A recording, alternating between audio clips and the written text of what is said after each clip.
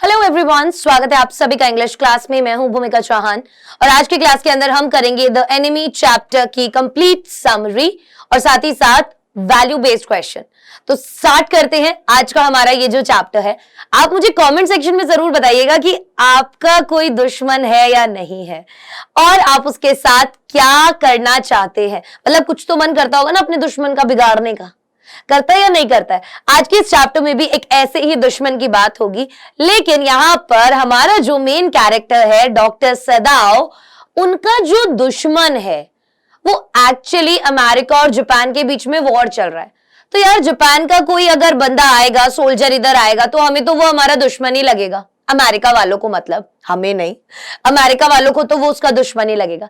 यहां पर भी डॉक्टर सदाव जो है एक ऐसी ही असमंजस में फंस जाते हैं कि अब मैं इसको एक दुश्मन मानूं या मैं इसको एक पेशेंट मानूं, क्योंकि जब वो सोल्जर, अमेरिकन सोल्जर हमारे डॉक्टर सदाव के पास आता है तो वो बहुत ही बुरी हालत में होता है।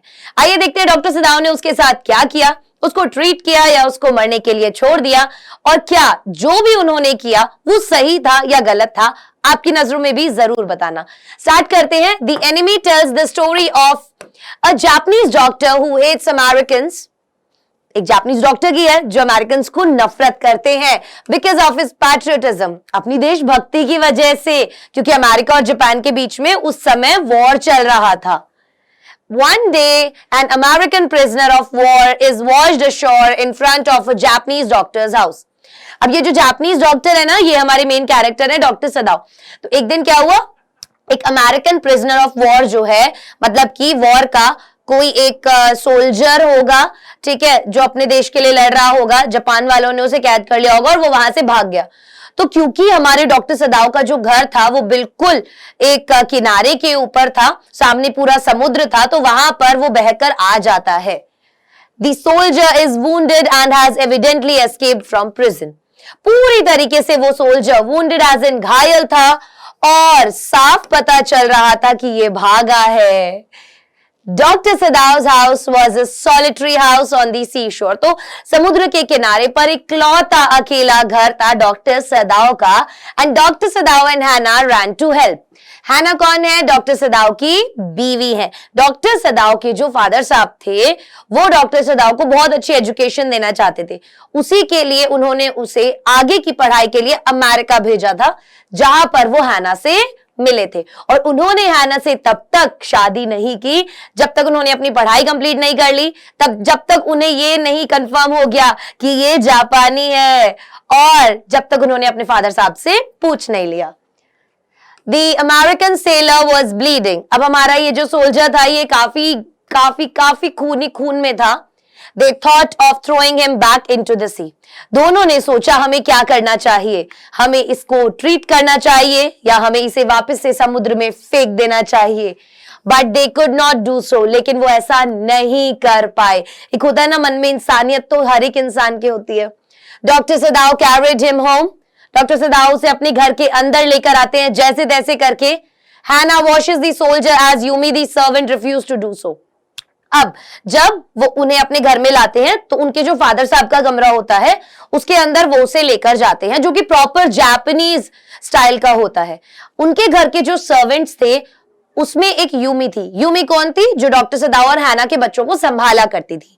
तो हैना ने उनको बोला कि जाके इसे थोड़ा सा साफ कर दो, तो यूमी ने साफ मना कर दिया, बोले नहीं ये एक अमरीकी है, मैं ऐसा नहीं करूंगी और मैंने पहले कभी भी ऐसे किसी को नहलाया विलाया साफ वाफ नहीं किया, तो मैं नहीं करूंगी। यूमी ने मना कर दिया। अब कौन करता? तो हैना ने उसे खुद साफ किया। सदाव ऑपरेट्स ऑन द अमेरिकन। अब सदाव ने काफी सोचा और उसके बाद ऑपरेशन स्टार्ट कर दिया, क्योंकि उसे पता था जितना जल्दी उसका इलाज नहीं किया गया वो बेचारा मर जाएगा। तो उन्होंने कुछ नहीं सोचा, एज अ डॉक्टर उनकी जो ड्यूटी थी उन्होंने सबसे पहले सोचा कि मैं इसको निभाता हूं, उसके बाद जो भी करना होगा मैं बाद में देखूंगा। He returned with his surgeon's emergency bag.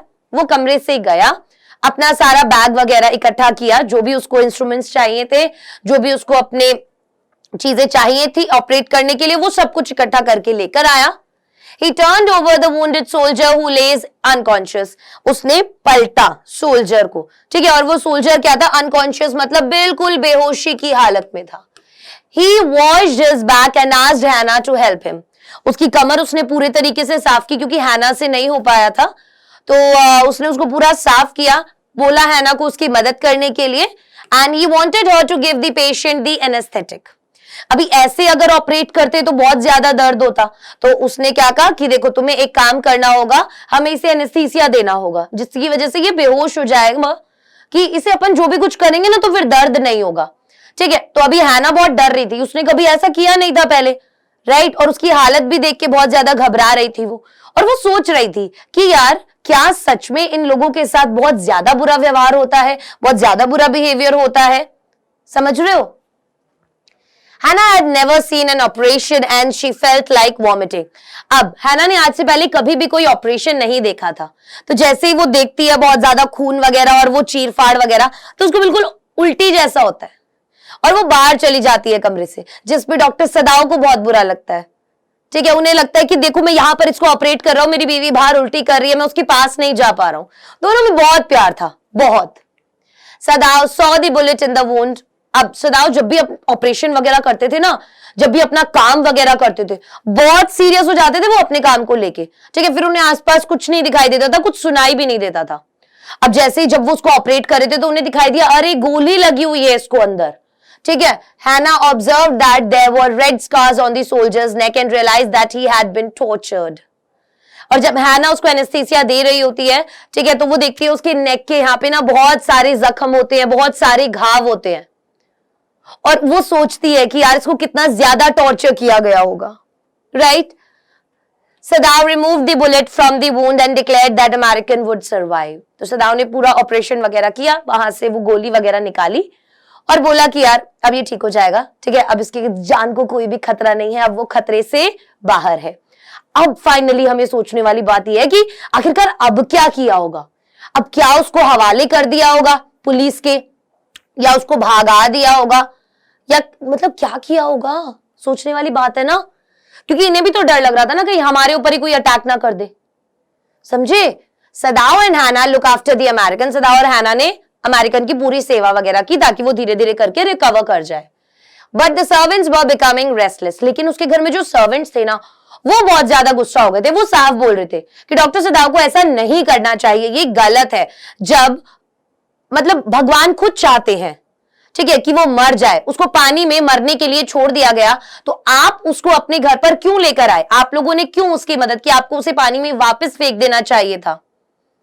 जब वो गोली जाकर सीधा उसके अंदर लगी है तो वो गोली भी उसे मारना चाहती थी, आपने उनकी मदद क्यों की? पुराने ख्यालातों के लोग थे। और उनके घर में जो सर्वेंट्स थे ना, वो बहुत समय से काम कर रहे थे, जबकि उनके फादर साहब थे ना तब से काम कर रहे थे उनके घर में वो। ठीक है, तो वो काफी मतलब जो गार्डनर था वो काफी लॉयल थे उनको लेकर। कई दिन उन्होंने देखा, फिर एक टाइम के बाद उन्हें लगा यार अगर बाई चांस फंसे ना तो कल को हम भी फंस जाएंगे। ठीक है, और हमारे पास तो कुछ है नहीं, अगर हम फंस गए तो हमारा घर बार कैसे चलेगा। ठीक है, तो उन लोगों ने डिसाइड किया कि हम नहीं रहेंगे यहाँ पे। ठीक है, और ये हमारे देश के साथ गद्दारी है, हम ये काम बिल्कुल नहीं करेंगे। और वो लोग वहां से छोड़कर जाने लगे। तो इसमें जो हैना है ना, हैना ने भी इस बात का सम्मान किया। ठीक है, और बिल्कुल एक मालकिन की तरह ही उन सबको पगार दी और उन सबको टाटा बाय बाय किया। The gardener felt the prisoner should have been allowed to bleed to death. Gardener यही सोच रहा था कि इसको मरने देना चाहिए था। ठीक है, इसको बहने देना चाहिए था खून जब तक ये मर नहीं जाता। On the 7th day the servants leave Sadao's house. 7वें दिन सारे के सारे नौकर छोड़ के चले गए भाई उसका घर। They did not work that morning. उस सुबह उन लोगों ने काम भी नहीं किया एंड हैना ने उन सभी की पगार जो है उन सबको दे दी, बिल्कुल भी नहीं रोका उन सबको। ठीक है, बिल्कुल एक मालकिन की तरह ही उसने ट्रीट किया। They cried as they left। रोए बेचारे बहुत, क्योंकि बहुत समय से काम कर रहे थे ना उन लोगों के लिए, तो अटैचमेंट हो गया था। यूमी तो उसके बच्चों को संभालती थी, तो बच्चों से बहुत अटैचमेंट हो गया था। हैना हेल्ड बैक हर टीयर्स। हैना ने अपने आंसुओं को पूरा कंट्रोल किया। The gardener was there since he was a boy. Gardener वहां पे जब से वो लड़का था ना, छोटा सा, तब से काम कर रहे हैं वहां पे उनके घर में। Yumi was attached to the children. Yumi बच्चों के साथ बहुत ज्यादा अटैच थी। So Hannah had to do all the household work on her own। अब हैना को करना था अकेले खुद सारे घर का काम, बच्चे भी संभालना, घर में एक अमेरिकन प्रिजनर भी है। बहुत बहुत क्योटिक हो गया था उन सब के लिए ये चीज। Hannah wanted Sadao to get rid of the American quickly। हैना चाहती थी, बोली यार प्लीज इससे छुटकारा पाओ यार, टेंशन की जड़ हो गया है ये। ठीक है, बहुत प्रॉब्लम होती है, बहुत टेंशन होती है, समझ नहीं आ रहा है क्या होगा क्या नहीं होगा। एक दिन बाय चांस पता है क्या हो गया, ये जो जनरल है ना डॉक्टर सदाव को ना किसी भी वॉर वगैरह में सोल्जर्स को ट्रीट करने के लिए नहीं भेजा जाता था, क्योंकि डॉक्टर सदाव जो है वो एक रिसर्च कर रहे थे इस तरीके की दवाई से जिससे जो भी घाव होता ना वो कंप्लीटली भर जाता, और जो जनरल था ना वो बीमार रहता था और उसको डॉक्टर सदाव के ऊपर बहुत विश्वास था, उसे लगता था यही बंदा मुझे बचा सकता है, तो वो अपने फायदे के लिए इतने सारे सोल्जर्स को ट्रीट करने डॉक्टर सदाव को नहीं भेजता था। Sadao promised to do something about it. Sadao ने अपनी बीवी को प्रॉमिस किया कि ठीक है यार मैं कुछ करता हूं, मुझे पता है। In the evening a messenger in uniform arrived. अब एक दिन शाम को ना एक मैसेंजर आ जाता है, ठीक है, यूनिफॉर्म में होता है वो बंदा। हैना देख के डर जाती है, हैना सोचती है पता तो नहीं चल गया, अब तो हम गए। Hana was paralysed with fright. Paralysed मतलब ऐसा हो गया था कि लकवा मार गया उसको, असल में नहीं मारा बट बताया जा रहा है कि वो एकदम डर गई, डर के सकपका गई, बिल्कुल ऐसे कि उसके हाथ पैर भी मूव नहीं कर रहे थे डर की वजह से। She felt the servants must have complained and the messenger had come to arrest सदाव। उसे तो यही लगा कि सर्वेंट्स गए हैं, उन्होंने मुझे लगता है कंप्लेन कर दी होगी, है ना, और अब ये लोग क्या करने आए हैं, सदाव को गिरफ्तार करने के लिए आए हैं। The fears were unfounded as the old general had been suffering from an ailment।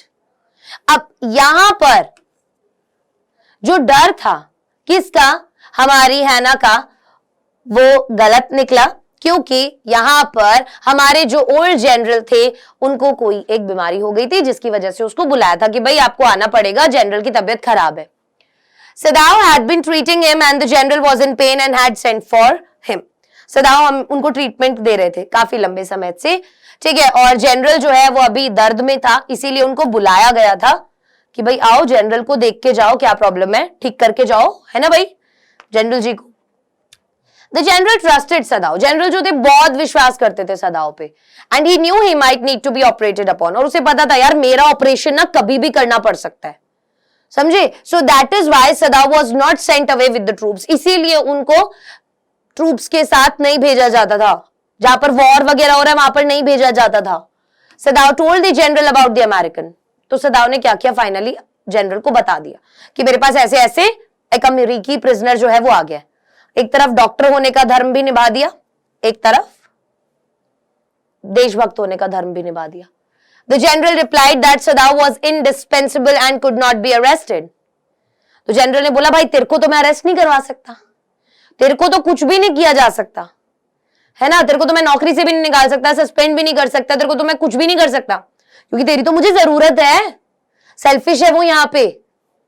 Then the general suggested a way out। तो जनरल के दिमाग में एक आइडिया आया, बोला कोई बात नहीं तू टेंशन मत ले, मैं अपने खुद के कुछ प्राइवेट असैसिन्स भेजता हूं, मतलब कुछ हत्यारे भेजता हूं, वो आएंगे तेरे घर में, उसको मारेंगे, बॉडी को ठिकाने लगाएंगे और चले जाएंगे, ना तेरे ऊपर कोई बात आएगी ना मेरे ऊपर आएगी, काम सेट है, किसी को पता नहीं चलेगा।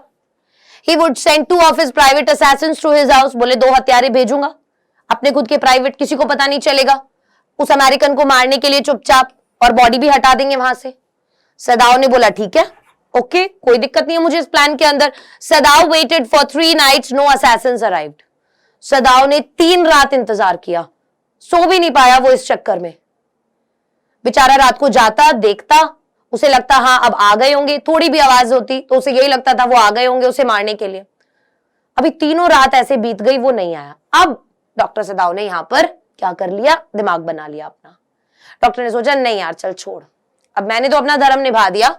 American was getting better. American जो था हमारा बंदा, उसकी भी तबीयत ठीक हो रही थी धीरे धीरे करके। उसने डॉक्टर सदाव को थैंक यू बोला उसकी जान बचाने के लिए, और सदाव को अब बहुत ज्यादा डिफिकल्टी हो रही थी उसको अपने घर में रखना, ठीक है, वो नहीं रख पा रहा था अब उसको अपने घर में, क्योंकि कुछ भी प्रॉब्लम हो सकती है यार, बच्चे थे उसके छोटे छोटे, उसकी जिंदगी दांव पे लग सकती थी, समझे। So he was tired of waiting for the assassins to do away with the American soldier. अब वो उन हथियारों का वेट करते करते भी थक गया कि आके ही नहीं दे रहे हैं, भूल गया लगता है जनरल को कोई मतलब ही नहीं है। Doctor Sadao decided to help him to escape. तो डॉक्टर सदाव ने पूरा डिसाइड कर लिया कि अपन क्या करेंगे, इसकी मदद करते हैं, इसको यहां से जाने में, ये अपने देश चला जाए कोई दिक्कत नहीं है ना। तो डॉक्टर सदाव ने उसको क्या किया, एक बोट दी और उसके अंदर खाना पीना, पानी, कंबल वंबल, टॉर्च वगैरह सब कुछ दिया, और उसका जो घर था ना वहां से थोड़ी ही दूरी पर एक आइलैंड था जहां पे कोई नहीं रहता था, ठीक है। और वहां पे उसने बोला कि तू कुछ दिन रह लेगा, तेरे पास खाना है इतना, वहां पर कुछ आते हैं मछुआरे, उनसे तू हेल्प ले सकता है और उनके साथ बैठ के निकल सकता है, ठीक है। और उसने बोला आग वगैरह मत जलाना वरना लोगों को पता चल सकता है कि कोई वहां पर है, समझे। So he also gave the American his flashlight, अपनी फ्लैशलाइट दी उसको और उस आइलैंड जो उसके किनारे के बिल्कुल पास था वहां पर उसको भेज दिया। उसने अमेरिकन को बोला कि भाई तू उस आइलैंड तक जा, he could live there till he found a Korean fishing boat, और तू वहां पर रह जब तक कोई कोरियन फिशिंग बोट वहां पर नहीं आ जाती, अगर वो आती है तो उसमें बैठ और वहां से चला जा, ठीक है। बस मुझे बता दियो कि भाई अगर तेरे को कभी खाने की जरूरत हो तो तू मुझे फ्लैशलाइट मार के बता दियो कि तेरे पास खाना नहीं बचा है, अगर तेरी फ्लैशलाइट नहीं आएगी तो मैं समझ जाऊंगा कि तू वहां से जा चुका है ना। So then he could seek help and escape to freedom. So he want the American not to make any fire, उसने बोल दिया साहब कि आग मत जलाइयो, ठीक है, और तेरे को मछली जो है वो पकड़ के खानी पड़ेगी, कच्ची खानी पड़ेगी, तू उसे पका नहीं सकता, क्योंकि अगर तू आग जलाएगा उसे पकाएगा तो प्रॉब्लम हो सकती है, कोई भी देख सकता है तेरे को, समझे। It was a moonless night, चंद्रमा नहीं था उस रात को। अमेरिकन जो है वो सामने आइलैंड तक पहुंच गया। सदाव was again called by the general, और जब वो वहां पे चला गया तो सदाव को वापस से जनरल के द्वारा बुलाया गया। He operated on the general, operation के लिए Sadao told the general that the prisoner had escaped, और सदाव ने क्या बोला जनरल को कि यार वो तो भाग गया। The general recalled that he had failed to send the assassins as he had forgotten to keep his promise. और जनरल क्या बोलता है, अरे यार मैं तो भेजना ही भूल गया, अरे मैंने तो तेरे को जो प्रॉमिस किया था वो तो मैं पूरा ही नहीं कर पाया। देख रहे हो तुम कितना सेल्फिश है यहाँ पे, वो अपने बारे में सोचता है सिर्फ। He added that it was not because of a lack of patriotism or dereliction of duty. बोले ऐसा नहीं है कि मेरे अंदर देशभक्ति की कमी है, ये मत सोचियो तू, जनरल सफाई दे रहा है यहाँ पे। He was simply absorbed in his own affairs. मैं बस थोड़ा कामों में बिजी था यार, इस वजह से मैं भेज नहीं पाया। सदाव realized that he was safe. सदाव को एहसास हो गया था कि वो सुरक्षित है, but he assured the general that he would even remain loyal to him. और यहां पर सदाव ने जनरल को आश्वासन दिया, क्या टेंशन मत लो, मैं लॉयल रहूंगा, आपके लिए कोई दिक्कत वाली बात ही नहीं है। As the American had left, all the servants returned. अब क्योंकि अमेरिकन घर से जा चुका था तो सारे सर्वेंट्स वापस आ गए, बाकी चीजें सब नॉर्मल हो गई। सदाव अब याद कर रहा था उन चीजों को कि कैसे कैसे रिमेंबर द अमेरिकन, उस अमेरिकन को जो बेचारा आया यहां पर बाय चांस, और कैसे उसको उससे नफरत थी, but did not know why he had saved the prisoner's life. लेकिन उसे ये नहीं समझ में आ रहा था कि यार मैंने क्यों आखिर उसकी जिंदगी बचाई। तो कहीं ना कहीं एज अ डॉक्टर उसने अपनी ड्यूटी निभाई, राइट। चलिए, while hatred against a member of the enemy race is justifiable, especially during war time, what makes a human being rise above narrow prejudices? Long answer type questions जो पूछे जाते हैं वो इसी तरीके के आते हैं, वैल्यू बेस्ड क्वेश्चंस जो आते हैं एग्जाम में। यहां पर बोल रहे हैं कि यार ये जो नफरत होती है, ठीक है, किसी के भी खिलाफ, हमें लगता है कि यार ये देश हमारा शत्रु है, ये देश हमारा शत्रु है, ठीक है। खास तौर पर जब वॉर होता है, जैसे रशिया और यूक्रेन का वॉर चला, क्या हाल कर दिया, बहुत बुरा है ना। और ये जो संकीर्ण विचारधाराएं हैं, कैसे हम इनसे ऊपर उठ सकते हैं, इस चैप्टर के बेसिस पे हमें बताना है। देखते हैं। The Enemy by Paul S. Buck raises a few important issues. कुछ इंपॉर्टेंट मुद्दे वो उठाती हैं यहां पर। Call of duty towards nation versus call of duty towards one's profession. कि भाई नेशन के प्रति हमारा जो कर्तव्य है या हमारा जो प्रोफेशन है, वो उसके प्रति हमारी जो ड्यूटी है, क्या करना चाहिए हमें। Doctor सदाव rescued a wounded prisoner of war who was watched a show. उसने क्या किया, एक बेचारा जो अमेरिकन प्रिजनर आ गया था उसके यहां पर, उसने उसको ट्रीट किया। Prisoner in a dying state according to his call of duty, अब वो बिल्कुल मरने की हालत में था, तो उसका काम बनता है एज अ डॉक्टर उसको सेव करना। Should have been handed over to the police, yet his profession and his humanitarianism prevented him from doing so. अब according to his call of duty should have been handed over to the police, अगर हम माने कि भाई वो एक देश का नागरिक है, उसके अकॉर्डिंग उसे उसको पुलिस को दे देना चाहिए था। बट यहाँ पे इंसानियत नाम की भी तो कोई चीज होती है, उसे पता था कि मर जाएगा ये थोड़ी देर में इसका अगर ऑपरेट नहीं किया गया तो उसने यहाँ पे अपनी ड्यूटी निभाई। However, the patient needed immediate surgery, क्योंकि पेशेंट को बिल्कुल जल्दी सर्जरी चाहिए थी, and despite all the odds against him, Dr. Sadao went ahead and operated upon him, thus saving life yet being a traitor to his own country. कि वो कहीं ना कहीं अपनी ड्यूटी निभा ली एज अ प्रोफेशन, ठीक है, इंसानियत दिखा दी, एक मरते हुए इंसान को बचा लिया, पर कहीं ना कहीं अपने देश के लिए गद्दार साबित हो गया. बट ऐसा नहीं होना चाहिए. बाद में उसने जनरल को बताया भी तो सही जाके. His domestic servants deserted him out of fear. He rose above narrow prejudices to save the wounded American soldier. उसने कुछ नहीं देखा यार, ना अपने घर के वो देखे, सर्वेंट्स देखे, ना कोई, मतलब उसने केवल उस समय पर उस इंसान को बचाने में अपना पूरा जी जान लगा दिया. Not only that, but he also helped the soldier to escape to freedom. उसने उसकी मदद भी की कि चल ठीक है, तू अब यहां से भाग जा, कोई दिक्कत नहीं है, मैं तो तेरे साथ कुछ नहीं कर सकता अब. Right? After having nurtured him to good health. सही करके उसको बिल्कुल प्रॉपर हेल्थ देके. So he proved in the end that emotions, prejudices and hatred are man-made. ये सब हमारी खुद की बनाई हुई चीजें हैं. Right? Love, compassion for human being was instinctive. ये जो दया होती है, ये जो प्यार होता है ना, ये मुझे लगता है कहीं ना कहीं अगर हमारे अंदर बरकरार रहेगा तो हम सब इस प्लैनेट पर रह रहे हैं, हम सबका उतना ही हक है रहने का, हम सबका हर एक चीज पर उतना ही हक है, तो हमें प्यार से रहना चाहिए. ये जो सब चीजें हैं, नफरत, ये बाउंड्रीज, ये हमने खुद बनाई हैं. Right? One needs to do one's duty towards fellow human beings before anything else. एक इंसान की दूसरे इंसान के प्रति जो भी ड्यूटीज हैं, सबसे पहले उसे वो निभानी चाहिए, बाकी सब चीजों को अलग करके. सो ये था हमारा आज का चैप्टर द एनिमी. अगर आपको ये चैप्टर पसंद आया है तो मुझे कमेंट सेक्शन में जरूर बताना, और साथ ही साथ मुझे ये भी बताना कि आपको नेक्स्ट चैप्टर कौन सा चाहिए. Bye bye guys, take care, see you in the next class.